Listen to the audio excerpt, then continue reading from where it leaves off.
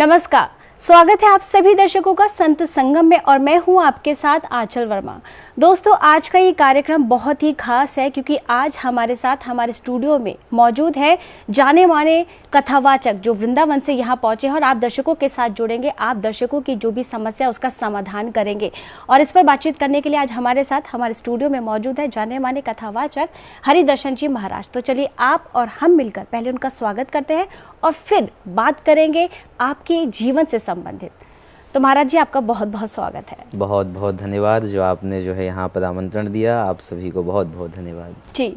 आपका नाम ही अद्भुत है, हरि दर्शन, कि अगर नाम कोई सुने तो ऐसा लगता है कि हरि के जैसे दर्शन हो गए। आपकी उम्र बहुत छोटी है, जो आप भागवत कथा आप करते हैं। मैं आपके बारे में थोड़ा सा जानना चाहूँगी, थोड़ा सा आपके जीवन पर प्रकाश डालना चाहूँगी कि आप इतनी छोटी सी उम्र में श्रीमद् भागवत कथा कैसे? सबसे पहले तो आप सभी लोगों को बहुत बहुत धन्यवाद और जो आपसे दर्शक जुड़े हैं उन सभी को राधे राधे। तो आपने बहुत अच्छा ये प्रश्न किया है कि इतनी छोटी उम्र में और इस लाइन में आकर के भागवत इत्यादि का ज्ञान कैसे लिया। तो ये हमारे ही लिए एक बहुत अद्भुत बात है। और ये समझिए कि हमारे जीवन में कभी ऐसा बाल्यावस्था में रहा ही नहीं कि हमें ऐसा लगा हो कि हम भागवत कथा करेंगे या इस आध्यात्मिक लाइन में जाएंगे। तो हमारा बाल्यावस्था हमारे जीवन का जो शुरुआती समय रहा है वो झांसी के पास में चिरगांव पड़ता है, छोटा सा डिस्ट्रिक्ट है। वहीं पर शिरौना ग्राम में माँ बेतवा नदी के तट पे चलता था आराम से और रहते थे। हमारे पिताजी विशुद्ध ब्राह्मण थे, तो पांडित कर्म करते रहते थे। तो एक दिन ऐसे उनके मन में विचार आया कि हम अभी तो पांडित कर्म कर रहे हैं और आगे चल कर के फिर हमारे जो बालक हैं वो यदि इस लाइन में नहीं आएंगे तो फिर ये जो पांडित कर्म का कार्य है वो हम तक ही सीमित रह जाएगा। तो फिर उन्होंने एक दिन ऐसे ही विचार किया कि क्यों ना हम अपने बड़े बालक को गुरुकुल भेज दें, तो वहाँ जा कर के ये विद्या अध्ययन कर पाएंगे। तो माताजी से निवेदन किया। माताजी ने कहा कि ठीक है, अब चूँकि आपकी इच्छा है। तो फिर मध्य प्रदेश के पास में होशंगाबाद, जो कि अभी वर्तमान में नर्मदापुरम के नाम से जाना जाता है, वहाँ पर महर्षि महेश योगी संस्थान में हमने जाकर के विद्या अध्ययन की। और 3 वर्ष वहाँ पर विद्या अध्ययन करने के बाद में फिर चूँकि वापस झांसी आ गए और मन हुआ कि नहीं, अब हम आध्यात्मिक लाइन में नहीं जाएंगे। तो CBSE बोर्ड को ज्वाइन किया, 9th में एडमिशन ले लिया। और भगवत कृपा जो होती है तो कहाँ से कैसे होती है स्वयं भी नहीं समझ पाते हैं। फिर वृंदावन जाने का विचार बना, तो संयोग ऐसे बन गए कि वृंदावन के लिए भी कई लोगों ने सहयोग किया, मदद की। तो वृंदावन पहुंच गए, फिर वहां पर भागवत का अध्ययन किया। और चूँकि हमें पता ही नहीं चला कब हम इस लाइन में इतने आगे बढ़ गए, फिर बीच में फिर थोड़ा सा मन किया कि नहीं, इस लाइन को त्याग दिया जाए। तो जाकर के नेटवर्क मार्केटिंग ज्वाइन की, पर अंत में निष्कर्ष जब निकला तो फिर सब कुछ त्याग करके यही रहा कि अब जिस विषय का ज्ञान लिया है इसी विषय को करेंगे। तो फिर आज अब आराम से कथा लाइन में आए हैं। और ये अद्भुत इतना रहा है हमारा जीवन की यात्रा कि हमें स्वयं ही नहीं पता चला कि हम क्या करने जा रहे हैं, क्या कर रहे हैं। पर कहते हैं कि हुई है वही जो राम रचि राखा जी। तो इसीलिए भगवत कृपा जो थी वो इतनी छोटी सी उम्र में और 12 वर्ष की अवस्था से हम विद्या अध्ययन के लिए गुरुकुल के लिए निकले थे। तो 10 साल अभी हमें चूँकि हो गए हैं। अच्छा। तो भगवत कृपा से खूब आनंदमय तरीके से ये यात्रा हुई। बिल्कुल, जैसे कि आपकी बातों से समझ में आ रहा है कि आपकी लाइफ में भी कई बार ऐसी चीज़ें आई हैं, चैलेंजेस आए कि कहाँ जाना है, कहाँ नहीं जाना है। ऐसे मैं समझती हूँ कि आज के हर एक युवा की दिक्कत है, उनको ये समझ में नहीं आता कि मुझे ये लाइन चूज़ करनी चाहिए। ये एक तरह से भटकाव है, मन बहुत अशांत है, मन समझ नहीं पाता। क्योंकि कहते हैं ना कि जब मन बहुत उलझा हुआ होता है तो आपको एक सही सल्यूशन नहीं मिल पाता है। तो अगर ऐसे मैं युवाओं के ही रिगार्डिंग आपसे बात करना चाहूँगी, ऐसे लोगों का जो मन भटकता है उसके पीछे का कारण क्या होता है, और अगर ये कारण है तो उसको समाधान क्या रहेगा? बहुत आपने ये भी प्रश्न अच्छा किया है। सबसे बड़ी बात क्या होती है कि युवाओं की जो उम्र होती है उस उम्र में युवा यही नहीं समझ पाते हैं कि हमारे लिए क्या सही है और क्या गलत है। और फिर जब उन्हें समझ में आता है तब कहीं ना कहीं उनकी उम्र निकल चुकी होती है, या उम्र काफ़ी लंबे समय के बाद कहते हैं कि अब पछताए होत क्या जब चिड़िया चुग गई खेत। तो एक लंबे समय के बाद जब युवाओं को ये पता चलता है तो अंत में फिर पछताते हैं। तो जो एक सही उम्र होती है, उस उम्र में ये हमारा जो मन है, मन ही हमारे सभी कारणम बंध मोक्षनम, ये बंधन और मोक्ष का कारण मन ही है, और मन ही ये जो है सही रास्ते और गलत रास्ते पे ले जाता है। तो जितने भी युवा जो भटकते हैं, वो भटकने का सर्वोपरि कारण है मन। और मन यदि आपको स्थिर करना है तो कहीं ना कहीं अध्यात्म से जुड़ना पड़ेगा, और जब तक हम अध्यात्म से नहीं जुड़ेंगे तब तक ये हमारा मन ऐसे ही चंचल होकर के विचरण करेगा और कहीं ना कहीं हमें सही दिशा में नहीं ले जा पाएगा। जी, अभी जैसे आपने अध्यात्म की बात की है, तो अध्यात्म का नाम सुनते ही आता है कि सब कुछ छोड़ना पड़ेगा, पूजा पाठ करना पड़ेगा, या व्रत तप करना पड़ेगा, कोई श्रीमद् भागवत गीता हो गई, या कुछ भी कोई ऐसी धार्मिक पुस्तक हो गई जिसका हमें चिंतन करना पड़ेगा उनकी बातों पर। तो इसका शॉर्टकट तो मैं समझती हूँ कि होता नहीं होगा, क्योंकि कोई भी चीज़ जब आपको मन को शांत करना, तो उसका कोई शॉर्टकट तो नहीं ही है। लेकिन फिर भी कि अगर इंसान आध्यात्म की तरफ जाए तो एक ऐसा कोई सोल्यूशन कि जिसमें वो आध्यात्म से जुड़ा भी रहे और अपनी बाकी की जो चीज़ें वो कर रहा है अपनी लाइफ में, पढ़ाई कर रहा है या अपना कोई पैशन फॉलो करना चाहता है, वो भी बैलेंस रहे। तो अध्यात्म और ये चीज़ें वो कैसे बैलेंस करें? देखिए, इसमें सर्वोपरि बात तो हम ये कहेंगे कि संग और साथ, ये दोनों शब्द लगभग सुनने में एक लगते हैं कि संग और साथ एक ही बात है। परंतु यदि इस पर विस्तार से प्रकाश डाला जाए तो संग और साथ बहुत काफ़ी जो है शब्द तो उचित देखने में लग रहे हैं कि सेम हैं, पर इनकी व्याख्या की जाए तो लगभग दोनों की व्याख्या बहुत दूरी पे होगी। अब संग हम लोग कहते हैं कि जो मन से हम किसी के साथ जुड़ जाएं, तो मन से हम मान के चलिए किसी भी देश में हैं, किसी भी शहर में हैं, और हम जिससे जुड़े हैं वो कहीं भी हो, हम एक दूसरे से मन से जब कनेक्ट रहते हैं तो उसे कहते हैं संग। और जब हम ये अपने पांच भौतिक शरीर से किसी का साथ करते हैं, हमेशा उसके साथ रहते हैं, तो उसे कहते हैं साथ। मतलब जो शरीर के साथ हम लोग रह रहे हैं उसे साथ कहते हैं, और जो मन के साथ रह रहे हैं उसे हम लोग संग कहते हैं। तो ऐसी ही आपने जो ये प्रश्न किया है, इसका सीधा यही अर्थ है कि जो व्यक्ति अध्यात्म से जुड़ रहा है उसका मतलब ये नहीं है कि उसे सब कुछ त्यागना पड़ेगा या पूजन पाठ में जितना ज़्यादा समय देना पड़ेगा। क्योंकि अध्यात्म से जुड़ने के लिए केवल और केवल, जैसे संग की चर्चा हमने अभी आपसे की है, तो केवल और केवल मन से व्यक्ति कनेक्ट हो जाए, और मन से यदि व्यक्ति कनेक्ट हो जाएगा तो फिर उसे ना ही किसी इतने विस्तारित रूप से पूजन करने की आवश्यकता है, ना सब कुछ त्यागने की आवश्यकता है। वो आराम से अपने कार्य भी करे और उसके साथ साथ अध्यात्म से भी जुड़ा रहे। जी, आपने कही मन से जुड़ने के लिए, तो मन से आज इंसान के साथ जुड़ रहा है। अगर बात करें आज के युवाओं की, यूथ की, तो आज ज़्यादा से ज़्यादा हो रहा है कि रिलेशनशिप, जी, है ना। मन में क्या होना चाहिए? अगर जैसे मान लीजिए कोई इंसान अपना लाइफ पार्टनर ढूंढ रहा है, तो वो तो उसके तो दिमाग में हमेशा यही ही रहेगा कि मुझे इससे शादी करनी है या मुझे इसके साथ आगे की लाइफ बितानी है, कैसे क्या है। लेकिन अगर मन मैं समझती हूँ कि अगर किसी इंसान का मन किसी इंसान से जुड़ गया तो हानिकारक है, और वही अगर मन भगवान से जोड़ ले तो? देखिए, इसमें जो है मन इंसान से जुड़ा तो भी हानिकारक नहीं है और भगवान से जुड़ा तो भी हानिकारक नहीं है।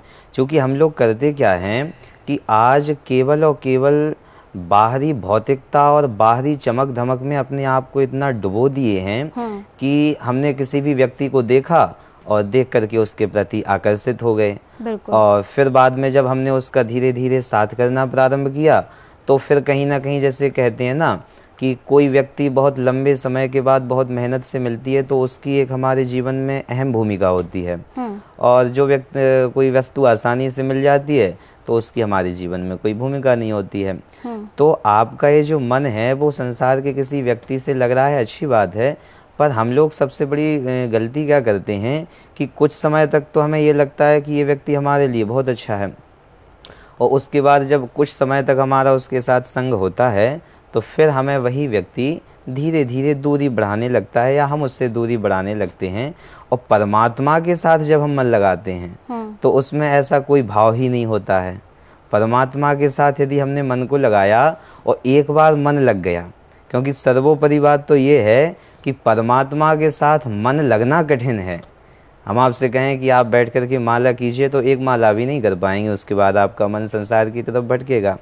तो भगवान से मन लगाने के लिए सर्वोपरि जो है वो भगवान की कथाओं को श्रवण करने का विधान बताया है कि जितना हम किसी विषय वस्तु के बारे में, किसी व्यक्तित्व के बारे में श्रवण करेंगे तो फिर धीरे धीरे हमारा मन ऐसे होगा कि जब इस व्यक्ति की इतनी चर्चा हो रही है तो कहीं ना कहीं ये व्यक्तित्व अच्छा है, और व्यक्तित्व अच्छा है तो हमें इससे चल कर के मिलना चाहिए। और जिस दिन इंसान के मन में ये लगन लग जाए कि मुझे परमात्मा से मिलना है, भगवान से मिलना है, तो उस दिन उसका मन भी परमात्मा के चरणों में लगेगा और परमात्मा की प्राप्ति भी उसे होगी। ये 100% बात है। परमात्मा को लेकर के अगर मैं बात करूं आपसे कि सब लोग कहते हैं कि सब उसी की ही एक तरह से रूप है, स्वरूप है, और वो एक ही शक्ति है, एक ही परम शक्ति है, सच्चित आनंद जिसे बोलते हैं, एक ही सत्य है। ईश्वर की परिभाषित अगर किया जाए तो वो ईश्वर एक कौन है? हर किसी से सुनते आ रहे वो ईश्वर एक है, वो ईश्वर एक कौन?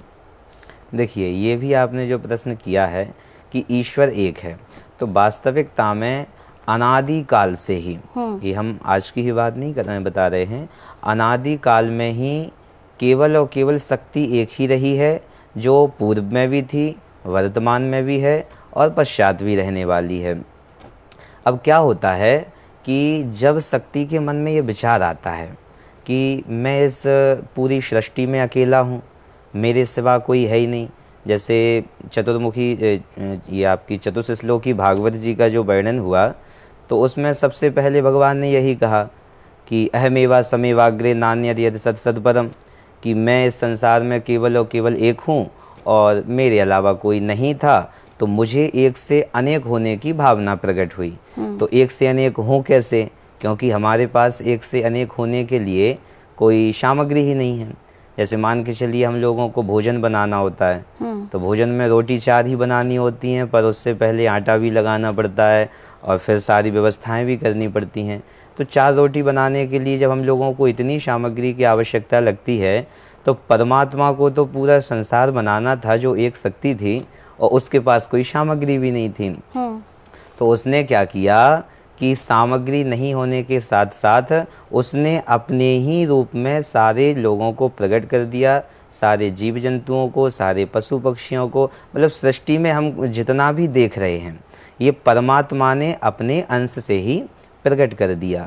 तो वास्तविकता में वो ईश्वर एक ही है जो अनादि है, ना कभी समाप्त होने वाला है। बस हम सब जो लोग दिख रहे हैं वो उसके अंश हैं।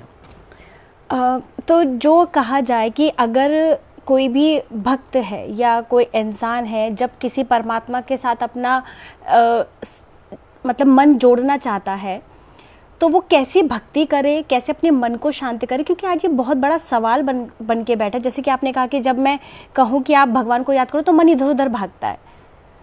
अगर मन को ही स्थिर करना है तो मन को स्थिर करने की क्या टेक्निक है? कैसे हम लोग मन को स्थिर करके उसमें स्थित हो जाए?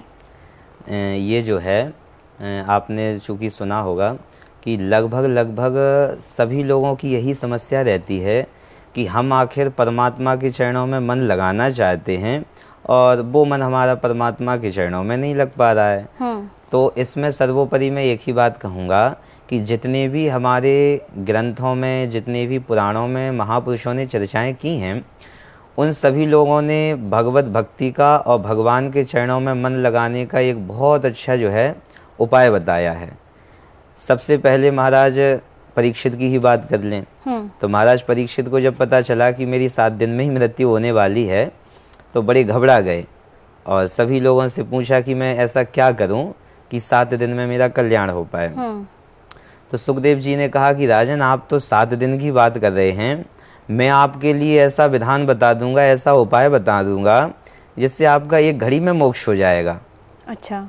तो सुखदेव जी की वाणी को सुन करके महाराज को बड़ा कौतूहल हुआ कि अभी तक जो जितने भी महापुरुष थे वो कुछ नहीं बता पा रहे थे और आपने जो है एक ही घड़ी के लिए बता दिया। तो फिर सुखदेव जी ने कहा कि राजन, यदि आपको भगवान के चरणों में मन लगाना है तो सबसे पहले 3 कार्य करने पड़ेंगे। तो श्रवणम, कीर्तनम, स्मरणम, ये 3 कार्यों को बताया कि यदि आप भगवान की कथाओं को श्रवण करते हैं तो श्रवण करने से धीरे धीरे आपका जो मन है वो मन परमात्मा के चरणों में लगेगा। जैसे हमने आपसे अभी पूर्व में भी यही चर्चा की है कि जब हम किसी व्यक्तित्व के बारे में ज़्यादा सुनते हैं कि ये व्यक्तित्व तो बहुत अच्छा है, इसकी चर्चा समाज में हो रही है, तो क्यों ना हमें भी इससे चल करके मिलना चाहिए। तो बस श्रवण करने से केवल और केवल यही फ़ायदा है कि जब हम किसी के बारे में प्रतिदिन सुनेंगे तो कहीं ना कहीं हमारे मन में उसके प्रति प्रेम बढ़ेगा, और जब हमारे मन में उसके प्रति प्रेम बढ़ेगा तो फिर उससे मिलने की उत्कंठा जागृत होगी। और मनुष्य एक ऐसा है कि जिस मनुष्य ने यदि ये ठान लिया कि मुझे ऐसा कार्य करना है तो फिर मनुष्य से बढ़ के वो कार्य कभी नहीं हो सकता। तो मनुष्य जिस दिन पूर्ण लगन से ये मन में विचार करने लगेगा कि मुझे परमात्मा से मिलना है, भगवत प्राप्ति करनी है, तो फिर उसके लिए असंभव नहीं है। परंतु उस प्राप्ति के लिए सबसे पहले कथाओं को श्रवण करना पड़ेगा, और फिर श्रवण करने से ही काम नहीं चलेगा। अब मान के चलिए कहीं श्रवण करने को मिल रहा है, कहीं नहीं मिल रहा है, तो जहाँ श्रवण करने को मिल रहा है वहाँ श्रवण कीजिए, और जहाँ श्रवण करने को नहीं मिल रहा है तो वहाँ पर स्मरण कीजिए। जैसे मान के चलिए हम और आप अभी जो चर्चा कर रहे हैं, अब इसी चर्चा को हम बाद में अपने मन में स्मरण करें कि हमारी आपसे ये चर्चा हुई, इस विषय पे हमने आपसे वार्ता की, तो ये हम अपने मन में स्मरण बना करके रखेंगे।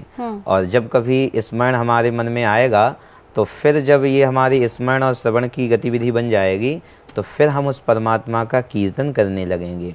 और ये 3 जीवन में यदि हमने अपने उपाय बना लिए, विधान बना लिए, तो फिर परमात्मा सुनिश्चित ही आपको प्राप्त होगा। तो महाराज जी, मैं आज बात करूंगी, आज का जो यूथ है वो सोशल मीडिया पर ज़्यादा एक्टिवेट है, इतना वो अपने पेरेंट्स के लिए अवेलेबल नहीं है जितना वो सोशल मीडिया पर है।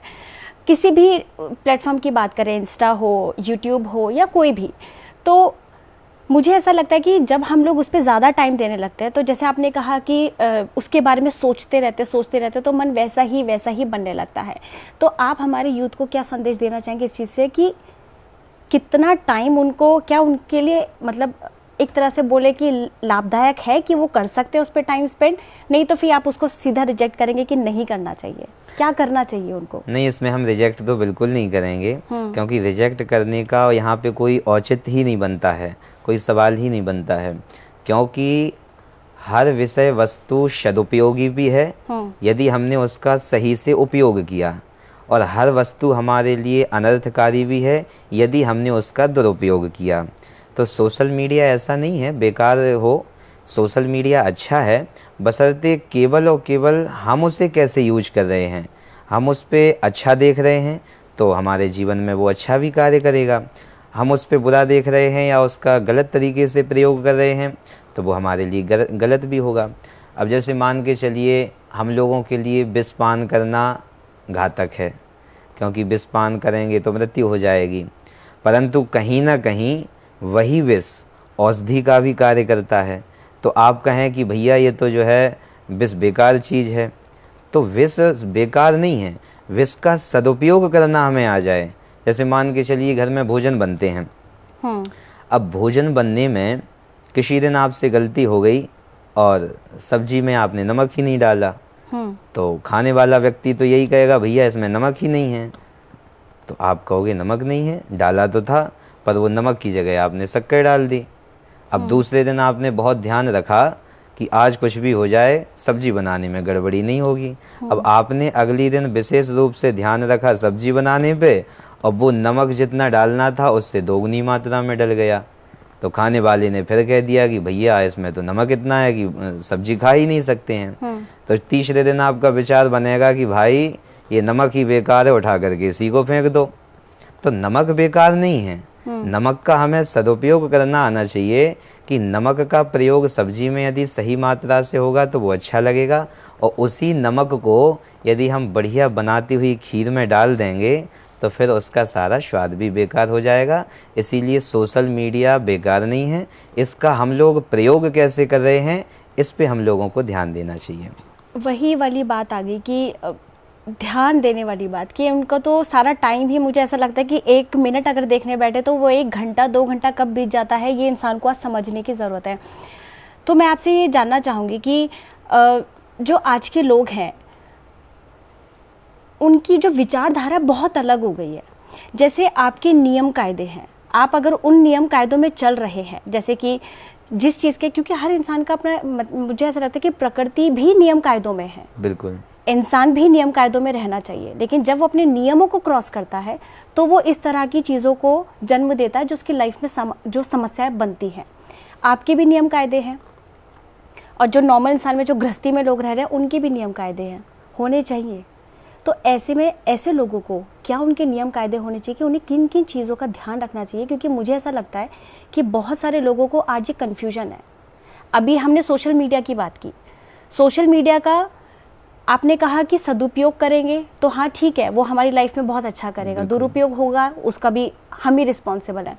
लेकिन ये लोगों को समझ में तो आता है लेकिन कर नहीं पाते। 1 मिनट की जैसे देखिए तो 1 घंटा कब बीत गया नहीं पता। तो कोई ना कोई ऐसा नियम कायदे तो होंगे ना जो इंसान को बहुत ज़रूरत है कि सुबह से लेकर रात तक वो इन नियम कायदों में चले।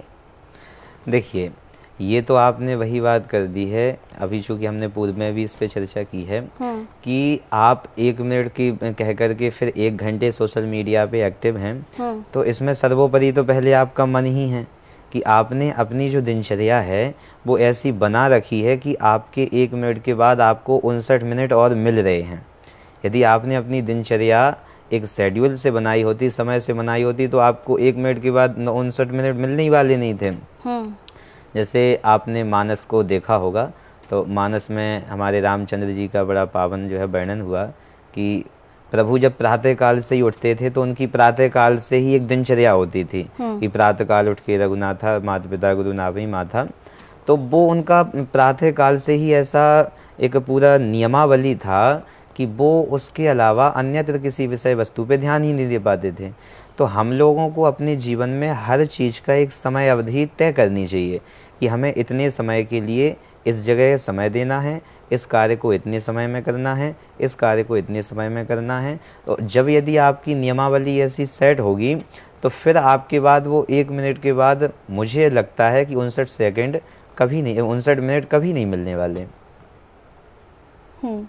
तो महाराज जी, जैसे हम लोग बात ही कर रहे हैं मन को लेकर के, आप बार बार इस चीज़ को लेके कह रहे हैं कि हर चीज़ की जो जड़ है वो मन है। आप भागवत कथा करते हैं और जैसे कि हम लोग अभी पूर्व में चर्चा भी कर रहे थे कि श्रीमद् भागवत कथा और श्रीमद् भगवत गीता, ये दोनों चीज़ें अलग अलग है। कथा में जो आप करते हैं उसमें क्या सार होता है, श्रीमद् भागवत गीता का क्या सार है? मतलब सार में गीता का समझ में आता है कि हाँ, ये कर्मों पर ज़्यादा फोकस करते हैं कि आपको कर्म ऐसे करने चाहिए, इस चीज़ को सोच के, इस चीज़ को अपने मन को वश में करके तब आप ऐसे कर्म कीजिए। श्रीमद् भागवत कथा जो आप करते हैं उसका सार क्या है? मतलब दोनों में क्या डिफरेंस है? देखिए, ये जो आपने प्रश्न किया है ये हमारा भी बहुत अच्छा जो है क्योंकि आजकल हम देखते हैं कि बहुत लोगों में इस बात को लेकर के कन्फ्यूजन रहती है कि भगवत गीता क्या है और भागवत क्या है। बहुत से लोगों से हमने ऐसा सुना है, बोले महाराज जी हम भगवत गीता सुनना चाहते हैं। तो सर्वोपरि तो जितने भी आपके दर्शक हैं तो उनको मैं यही सावधान करने का प्रयास करूँगा कि हम लोगों को पहले ये समझना पड़ेगा कि भगवत गीता क्या है और भागवत क्या है। भगवत गीता वो विषय है जो महाभारत काल में, जब महाभारत का युद्ध होने वाला था, तो उस समय अर्जुन ने अपने सामने अपने ही समस्त परिवारीजनों को देखा कि हमारे चाचा जी, हमारे ताऊ, हमारे पितामह इत्यादि सभी लोग हमसे युद्ध करने के लिए खड़े हैं, हमारे सगे भाई हमसे युद्ध करने के लिए खड़े हैं। तो मन में विचार आया अर्जुन के कि यदि मैंने इनके साथ युद्ध किया और युद्ध में यदि मैंने इनको परास्त भी कर दिया तो फिर आखिर मेरा ये पूरा राज्य जीतने का विचार ही क्या रहेगा, क्योंकि मेरे अपने ही नहीं रहेंगे और जब स्वजन ही नहीं रहेंगे तो मैं उत्सव किसके साथ मनाऊंगा। तो अर्जुन ने कहा कि यदि मुझे अपनों को मार करके ये राज्य की प्राप्ति होती है तो ऐसा राज्य मुझे नहीं चाहिए। अर्जुन ने अपने हथियारों को, शस्त्रों को रख दिया। तो उसी समय भगवान कृष्ण जो अर्जुन के सारथी बने हुए थे, उन्होंने अर्जुन को इतना सुंदर उपदेश दिया जिसे आज हम सभी लोग श्रीमद् भगवत गीता के रूप में जानते हैं, जिसमें 700 श्लोक हैं। तो वहाँ पर भगवान ने अर्जुन को जो उपदेश दिया है उसे गीता कहते हैं। और भागवत वह है जो परीक्षित जी के कल्याण के लिए सुखदेव जी ने सुनाई है, जिसमें 18,000 श्लोक हैं। तो भगवद गीता और भागवत ये दोनों बहुत ही अलग विषय हैं, दोनों का जो निरूपण है वो बहुत अलग है। तो सबसे पहले हमारे अंदर जो ये चलता है कि भगवद गीता और भागवत, तो इसे बहुत अच्छे से हम लोग समझें कि भागवत अलग है और भगवद गीता अलग है। भगवद गीता में भगवान ने अपने श्रीमुख से अर्जुन को उपदेश दिया और यहाँ पर भागवत में सुखदेव जी ने परीक्षित के कल्याण के लिए परीक्षित को उपदेश दिया। तो भगवद गीता और भागवत ये दोनों अलग विषय हैं, इसे हमें समझना पड़ेगा। जी, जैसे कि आप इस पोशाक में हैं, देख के समझ में आता है हाँ गुरुजी हैं, कोई बहुत ज्ञानी तपस्वी आत्मा है। तो ऐसे आज का जो माहौल चल रहा है, मैं इस चीज़ को थोड़ा सा ये बताना चाहूँगी कि आज का जो इंसान है ना, डरता है। वो एक बार अगर किसी गुरु से जुड़ना भी चाहे, किसी के बारे में कुछ मतलब अपनी लाइफ में कुछ बढ़ना भी चाहे, जैसे आपने कहा कि हमें गुरुओं का संग करना चाहिए, उसे हम लोग शायद सत्संग कहते हैं, जिसमें सत्य का संग होता है। तो सत्य तो हमारे सामने तो हमारे गुरु ही होते हैं, लेकिन एक विश्वास आए ना, आज के कलयुग जैसे ज़माने में आज वो विश्वास है ना कहीं टूटता नज़र आ रहा है। अगर हम बाबाओं की बात करें, गुरुओं की बात करें, तो इंसान समझ नहीं पा रहा है कौन सा गुरु ज्ञानी है, किसके पास जाना चाहिए, तो वो कहीं ना कहीं पीछे हट जाता है, हम ऐसे ही ठीक है। ऐसा क्यों है? क्यों इंसान जो है पीछे जाता जा रहा है? इतना सारा गुरु की वैरायटी क्यों? देखिए, सबसे बड़ी बात तो इस पे मैं ये कहूँगा कि जो आपने बताया है कि वेशभूषा को देख करके लगता है कि ये बहुत बड़े गुरुजी हैं, तो यही हम सब लोगों की सबसे बड़ी मानसिकता खराब है कि हम लोगों ने बस वेशभूषा देखी कि महाराज जी बहुत अच्छे वस्त्र पहने हैं और बढ़िया तिलक लगा है, गले में कंठी भी डाले हैं, और देख करके अनुमान लगा लिया कि ये बहुत शुद्ध कोटि के होंगे, तपस्वी होंगे, मनस्वी होंगे। तो ये सबसे बड़ी हम लोगों की समस्या है।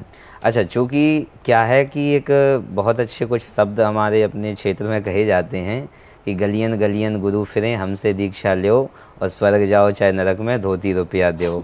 तो स्थिति वो हो जाती है कि आजकल ऐसे परिवेश में ऐसे लोगों की मानसिकता और ऐसे लोग ज़्यादा एक्टिवेट भी हो गए हैं कि जिससे हम लोग भ्रमित हो जाते हैं और जो वास्तविकता में संत है या गुरु है उस तक ना पहुंच करके हम बीच के मध्यस्थता करने वाले लोगों के बीच में पहुंच जाते हैं। और जब उनसे कहीं ना कहीं हमें अपने मन को आघात होता है या उनसे जब हमें कोई कष्ट मिलता है या कोई धोखा मिलता है, तो फिर हमारा मन होता है कि अब इस संसार में सच्चे गुरु रहे ही नहीं, सच्चे संत रहे ही नहीं, तो अब सबको छोड़ो और अकेले ही रहो। तो ऐसा नहीं है। हम सब लोगों को सर्वोपरि ये ध्यान रखना पड़ेगा कि कौन सही है, कौन गलत है, किसने केवल आडंबर रखा है। और जो आडंबर रखेगा, ये मैं बहुत अच्छी आपको बात बता रहा हूँ, जो व्यक्ति आडंबर रखेगा उसके पास आपको चमक धमक ज़्यादा दिखेगी, और जो वास्तविकता में संत होगा वो कहीं ना कहीं एकांतवासी होगा, ये संसार की भौतिकवाद से दूर होगा।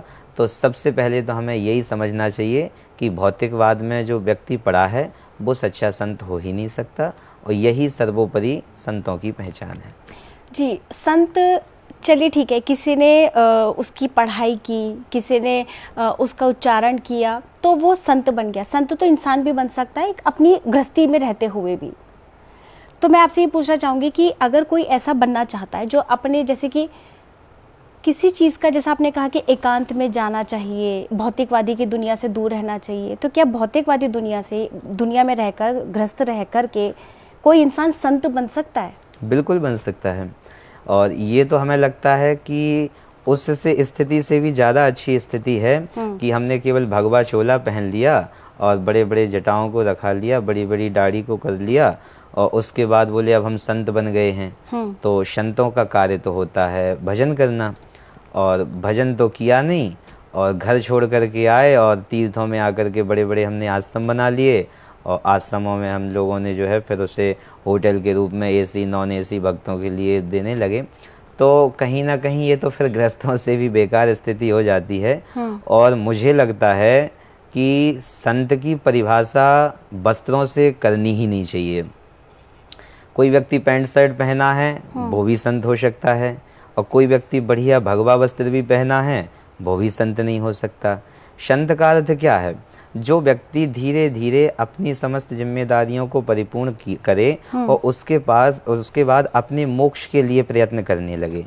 तो जरूरी थोड़ी है कि कोई व्यक्ति भगवा ही पहने या दाढ़ी ही रखाए, जटा ही रखाए वो संत हो जाएगा। संत गृहस्थी में रह कर के भी व्यक्ति हो सकता है, धीरे धीरे अपनी जिम्मेदारियों को परिपूर्ण करके अपने घर में ही भगवत भक्ति करे। जो भी उसको भगवत भक्ति के लिए मार्ग लगे कि इससे हमें भगवत प्राप्ति हो सकती है, वो आराम से कर सकता है। और घर में रह कर के जो व्यक्ति संत बनेगा, जो घर की जिम्मेदारियों से धीरे धीरे युक्त मुक्त होकर के भगवत प्राप्ति करेगा, वो हमारी अपनी दृष्टि में उन संतों से भी बहुत अच्छा है।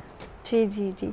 आज हम लोग क्योंकि आज हम लोग चर्चा वो वाली कर रहे हैं जो लोगों की आम मैं समझती हूँ समस्या है, और कैसे जीवन में उसको सॉर्टेड कर सकते हैं, समाधान है, क्योंकि हर समस्या का समाधान निकल जाता है। आज सबसे बड़ी दिक्कत आती है रिश्तों में। आज रिश्ते इतने खोखले हो गए जिसके जैसे कोई मायने ही नहीं है। जो कभी रिश्ता कभी प्रेम पर, विश्वास पे नींव थी, वो आज बिल्कुल हिल चुकी है। आज अधिकतर हम लोग केसेस देखते हैं डाइवोर्स केसेस, जबकि उन्होंने लव मैरिज भी की हुई होती है, अपना लाइफ पार्टनर बहुत पहले ही चूज़ किया हुआ था, लेकिन उसके बावजूद भी रिश्तों में ऐसी कड़वाहट आ जाती है कि इंसान अकेले रहना पसंद करता है। तो ऐसे लोगों के लिए कि जो रिश्तों के मायने बिल्कुल जिनके बदल चुके हैं, जो बिल्कुल खोखले हो चुके हैं, अगर कोई ऐसी सिचुएशन में है जो परेशान है, उन लोगों के लिए आप क्या सजेस्ट करेंगे कि उनको किस चीज़ का उस टाइम पर ध्यान रखना चाहिए कि रिश्तों में ऐसे अभी के टाइम पर क्या नीड है ऐसी? वैसे हमारी अपनी दृष्टि में जहाँ तक मानना है कि जो हमारे सनातन हिंदू धर्म में विवाह हम लोग करते हैं, तो विवाह शब्द जो है उसका प्रतिपाद या विलोम शब्द कोई है ही नहीं। जैसे आपने कहा डाइवोर्स हो जाता है, तो डाइवोर्स तो मैरिज का होता है, और तलाक जो होता है वो मुसलमानी शब्दों में प्रयोग किया जाता है। तो हमारे हिंदू सनातन धर्म में एक बार जो दाम्पत्य जीवन में बंधा, वैवाहिक जीवन में बंधा, वो कभी फिर एक दूसरे से दूर जाता ही नहीं है। उसका ये डाइवोर्स और तलाक ये सब हिंदू सनातन धर्म में है ही नहीं। ये सब तो अन्य धर्मों की व्याख्याएं हैं। क्योंकि क्या होता है कि आपने जो प्रश्न किया कि धीरे धीरे कहीं ना कहीं रिश्तों में कड़वाहट आने लगती है, तो रिश्तों में कड़वाहट इसलिए आने लगती है कि हम कभी कभी क्या होता है कि किसी व्यक्ति को देखें और व्यक्ति को देख कर के उसको अपने मन के अनुरूप, अपने आचरणों के अनुरूप देखा नहीं, केवल उसे देखा कि ये व्यक्ति सुंदर है और इससे हमारा विवाह हो जाना चाहिए। अब चूंकि हम लोग लव मैरिज कर भी लेते हैं, और फिर बाद में समस्या ये खड़ी होती है कि दोनों लोगों का जो मन है वो विपरीत दिशाओं में जाता है। एक व्यक्ति पूरब की तरफ जा रहा है तो दूसरे के विचार पश्चिम की तरफ जा रहे हैं। और ये तो आप भी जानती हैं कि यदि विचार हम लोगों के विपरीत जब होंगे तो फिर पति पत्नी ही क्या, हमें लगता है कि पिता पुत्र और भाई भाई के संबंध भी ज़्यादा लंबे समय तक नहीं चल पाते हैं। तो संबंध बनाने से पहले हमें ये देखना चाहिए कि हमारा मन और सामने वाले व्यक्ति का मन यदि एक है, दोनों लोगों के विचार एक हैं, तो तभी हमें ये दाम्पत्य जीवन में, वैवाहिक जीवन में बनना चाहिए। और यदि हमने एक बार इस पे अच्छे से विचार करके पाणी ग्रहण संस्कार किया, विवाह किया, तो मुझे लगता है कि वो रिश्ता कभी भी समाप्त नहीं होने वाला। जी, जो आज हम लोगों ने यहाँ चर्चा की है, मुझे ऐसा लगता है कि बहुत लोगों के लिए ऐसी बातें जो उनके मन में कभी विचार वो चल भी रहे होंगे कि करना चाहिए नहीं करना चाहिए, तो मुझे लगता है कि इस सुंदर चर्चा के बाद अब उनका जो विचार रहे होंगे वो बदल गए होंगे। कि कई बार ऐसा होता है ना, लोग चाहते हैं करना लेकिन उनके अंदर वो हिम्मत नहीं आ पाती। अभी जैसे हम लोग बात करते हैं सोशल मीडिया की, तो बहुत टाइम निकल जाता है, बहुत टाइम वेस्ट हो जाता है। तो आज की चर्चा में मैं ये समझ पाई हूँ कि नियम कायदे होने बहुत ज़रूरी है, और आज के हमारे जो दर्शक है वो भी बहुत समझदार है, ऐसी बात नहीं है। वो हमारी जो यहाँ चर्चा हुई है उसको ज़रूर समझेंगे, और आप अपना कीमती समय निकाल कर हमारे दर्शकों के साथ जुड़े। आपने इतनी सुंदर चर्चा की, उसके लिए आपका बहुत बहुत धन्यवाद। बहुत बहुत धन्यवाद सभी दर्शकों को। राधे राधे, जय श्री राम। तो दर्शकों, उम्मीद करती हूँ आज जो यहाँ चर्चा हुई है उससे आपको एक बात तो ज़रूर समझ में आई होगी, क्योंकि आज हम लोग बात ही उन पहलुओं पर बात की है जो आज इंसान के लिए बहुत ज़रूरी है, चाहे वो उसके रिश्तों से संबंधित हो, चाहे उसके विचारों से संबंधित हो। और आज जो मेन टॉपिक हम लोगों का रहा है वो है युवा, कि युवा किस तरह की दिशा में जा रहा है और उसका सही मार्गदर्शन क्या है। तो अगर ऐसी ही और चर्चाओं को आप सुनना चाहते हैं तो हमारा कार्यक्रम देखते रहिए संत संगम। आप हमेशा खुश रहिए, मुस्कुराते रहिए, स्वस्थ रहिए। इन्हीं शुभ भावनाओं के साथ अब लेती हूँ आपसे इजाज़त। नमस्कार।